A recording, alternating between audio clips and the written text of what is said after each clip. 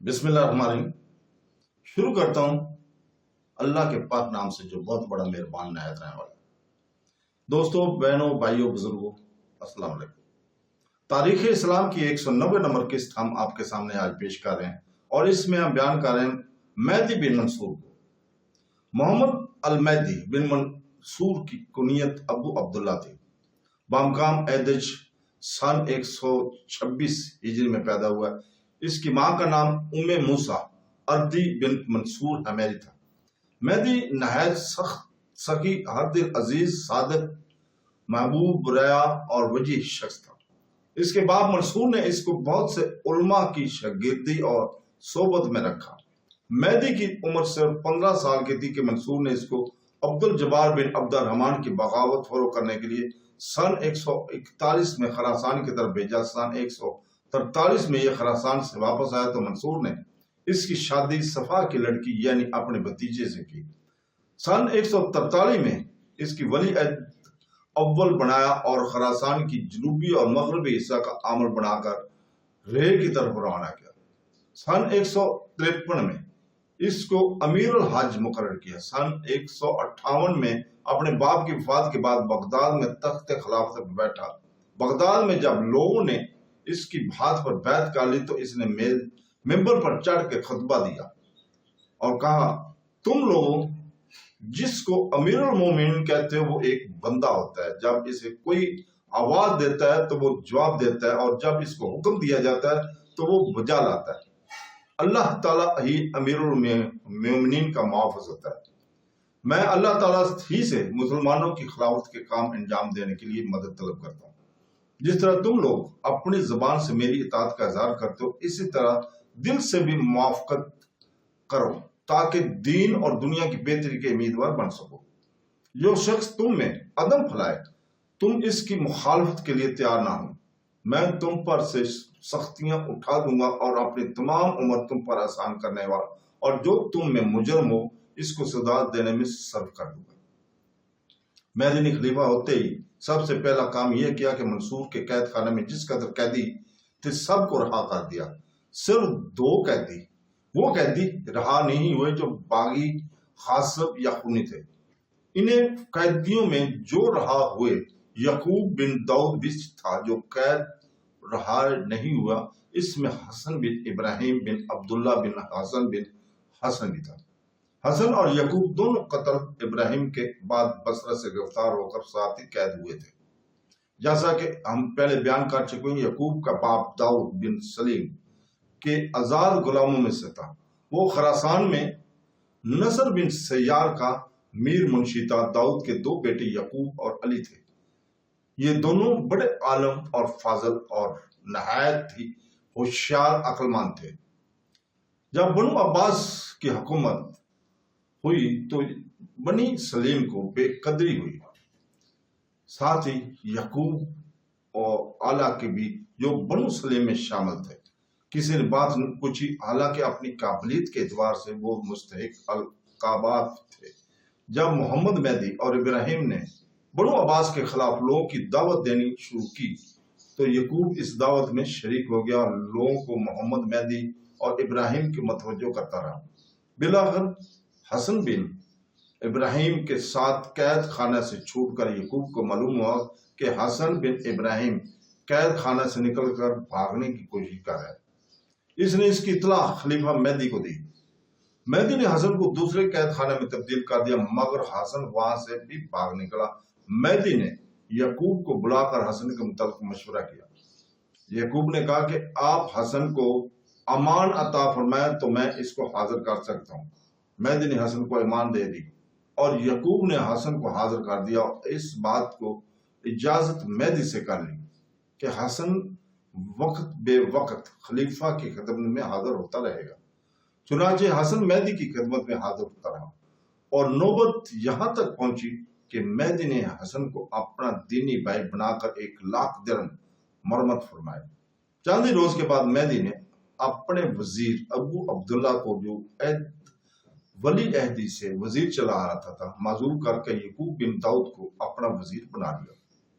یعقوب اور حسن کی عزت افزائی سے مہدی نے اپنی منصف مزاجی اور قدر شناسی کا ثبوت پیش کیا اور اپنی محبت اور دشمنوں کے دلوں میں بھی قائم کر دی۔ خلافت عباسی کے سب سے زیادہ خطرہ محمد مہدی اور ابراہیم کی جماعت کے لوگوں سے تھا، جو یحییٰ بن زید کی جماعت کے ساتھ مل کر زوال بنو عباس کے خواہاں تھے۔ مہدی نے یعقوب کو وزیر بنا کر ان تمام خطرات کا سدباب کر دینا چاہا، کیونکہ یعقوب ان دنوں جماعتوں سے تعلق رکھتا تھا۔ اس نے ان لوگوں کو سلطنت میں عہدے دے کر مخالفت سے باز رکھا اور اس کے جوش مخالفت کو کم کر دیا۔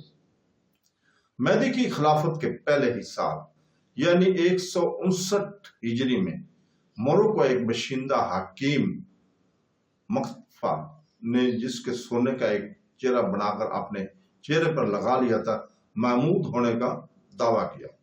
اس کا عقیدہ تھا کہ اللہ تعالیٰ نے آدم کو پیدا کر کے اس کے جسم میں خود حلول کیا۔ اس کے بعد نوح میں بھی پھر ابو مسلم اور ہاشم ہیں۔ اس طرح یہ تناسخ کا قائل تھا اور کہتا تھا کہ میرے اندر اللہ تعالیٰ کی روح ہے، یعنی مجھ میں اللہ تعالیٰ نے حلول کیا ہے۔ اس کا یہ عقیدہ در حقیقت وہی تھا جو علاقہ راون کے لوگوں کا تھا، اور جنہوں نے منصور کے زمانے میں ہاشمیہ کے اندر فساد برپا کیا تھا۔ یہ سب لوگ ابو مسلم کی جماعت کے لوگ تھے۔ ابو مسلم کی عجیب و غریب دعوت تبلیغ کرتے تھے، اور جس حیثیت اور جس قسم کے لوگ دیکھتے تھے انہیں اس کا حسب حال اور اپنی دعوت کارگر تبدیل کر کے ان کے سامنے پیش کرتا تھا۔ یہ تمام گمراہ فرقے دعوت اہل بیت کے مختلف سانچوں میں ڈالنے کے مختلف نتائج تھے۔ حکیم مطلع کا یہ بھی عقیدہ تھا کہ یحییٰ بن زید مارے نہیں گئے بلکہ روپوش ہو گئے اور کسی وقت اپنا بدلہ لینے کے لیے ظاہر ہوں گے اور دشمنوں کو ہلاک کریں گے۔ مکہ کے ظہور بہت سے خرسانی سے کبا ہو گئے اور ان کو سجدہ کرنے لگے۔ مکہ نے قلعہ بسام علاقہ ماروا میں قیام کیا۔ اہل بخارا اور ترکوں نے عباسیوں کے خلاف اس کی شرکت اور حرارت پر کمر باندھی اور مسلمانوں کو قتل کرنا شروع کر دیا۔ اس طرف کے عاملوں نے سارے مقابلہ کیا۔ لیث کا بھائی محمد بن نصر اور بھتیجا حسان بن تمیم اس لڑائی میں مارے گئے۔ مہدی کو جب یہ خبر پہنچی تو اس نے جبرائیل بن یحییٰ کو ان لوگوں کی مدد کے لیے روانہ کیا۔ جبرائیل کے بھائی یزید کو بخارا کے باغیوں کی سرکوبی میں مامور کیا۔ اول اہل بخارا پر حملہ کیا گیا۔ 4 مہینے کی جنگ کے بعد بخارا وغیرہ کے قلعوں کو مسلمانوں نے فتح کیا۔ 700 باغی مارے گئے، باقی مکہ کی طرف بھاگ گئے۔ مہدی نے ابو اون کو چند روز کے بعد جنگ مکہ کے لیے روانہ کیا تھا، مگر ان سرداروں سے مکہ مطلوب نہ ہو سکا تو معاذ بن مسلم کو روانہ کیا گیا تھا۔ معاذ بن مسلم نے مقدمہ الحیش کا افسر سید عریشی تھا۔ پھر عقبہ بن مسلم کو بھی اس لشکر میں شریک ہونے کا حکم دیا گیا تھا۔ ان سرداروں نے مکہ کی فوج پر سخت حملہ کر کے اس کو میدان سے بھگا دیا اور مکہ کا قلعہ بسام میں محاصرہ کر لیا۔ اسی اثنا میں جنگ میں معاذ سید بھی کچھ ان بن ہو گئی۔ سعد نے مہدی کو لکھ کر تنہا اپنے آپ کو مکہ استحصال کا کام کرنے کی اجازت حاصل کی۔ مکہ 32,000 آدمیوں کے ساتھ مسعور تھا۔ سعد حرشی سے مسعورین نے ایمان طلب کی۔ سعد نے ایمان دے دی۔ 30,000 آدمی قلعہ سے نکل آئے، صرف 2,000 مکہ کے ساتھ باقی رہ گئے۔ مکہ کو جب اپنی ناکامی کا یقین ہو گیا تو اس نے آگ جلا کر اپنے تمام اہل و عیال کو اول آگ میں دھکا دے کر جلا دیا۔ پھر آپ بھی آگ میں کود پڑا اور مر گیا۔ مسلمانوں نے قلعہ میں داخل ہو کر مکہ کی لاش آگ سے نکال کر اس کا سر کاٹ کر مہدی کے پاس روانہ کیا۔ سال 155 میں مہدی نے اپنے چچا اسماعیل کو حکومت کوفہ سے معزول کر کے اسحاق بن سبا کندی کو مامور کیا۔ بصرہ کی حکومت اور امامت سے سیدہ اور عبید اللہ بن حسن کو معزول کر کے عبد الملک بن ذہینان نمیری کو مامور کیا۔ اسی سال कैम बिन अब्बास को यमामा की हुकूमत से मजूर करके फजल बिन सालह को और मतर मंसूर के आज़ाद करदा गुलाम को मिस्र की हुकूमत से मजूर करके अबू हमजा मोहम्मद बिन सलमान को और अब्दुल समद बिन अली को मदीना की हुकूमत से मजूर करके मोहम्मद बिन अब्दुल्ला कैसरी को मामूर किया। और मदीना की हुकूमत से मोहम्मद बिन अब्दुल्ला को भी जल्द मजूर करके जफर बिन आसम हलाली को मदीना की हुकूमत सुपुर्द की। इसी साल मोहम्मद बिन खलील को सिंध का गवर्नर बनाकर भेजा। हमीद बिन कतबा खरासान का गवर्नर था, वो भी इसी साल सन 159 में फौत हुआ तो खरासान की हुकूमत अबू ओन अब्दुल मलक बिन यजीद को दी गई। फिर इसी साल के आखिर में साद बिन खलील की फौत होने पर सिंध की हुकूमत रू बिन हातिम को दी गई। सन 160 में अबू ओन अब्दुल मलक मातूब होकर मजूला इस जगह खरासान की हुकूमत पर माज बिन मुस्लिम को और सिसान की हुकूमत पर हमजा बिन यैया को और समरकंद की हुकूमत पर जबरील बिन यैया को भेजा गया। जबरील ने अपने अहद हुकूमत में समरकंद का किला और शहर पनाह तामीर कराया। इसी साल सिंध की हुकूमत पर बस्ताम बिन अमरो को भेजा गया। सन 161 हिजरी में मेहदी ने सिंध को गवर्नरी नसर बिन मोहम्मद बिन अशेश को अता की। इसी साल अब्दुल समद बिन अली को जजीरा और ईसा बिन लकमान को मिस्र पर और बस्ताम बिन उमर और तशी को सिंध से मजूर करके आजरबाईजान पर मुकर्रर किया। इसी साल अपने बेटे हारून की तलाफी पर यहिया बिन खालिद बिन बरमक को मुतय्यन किया।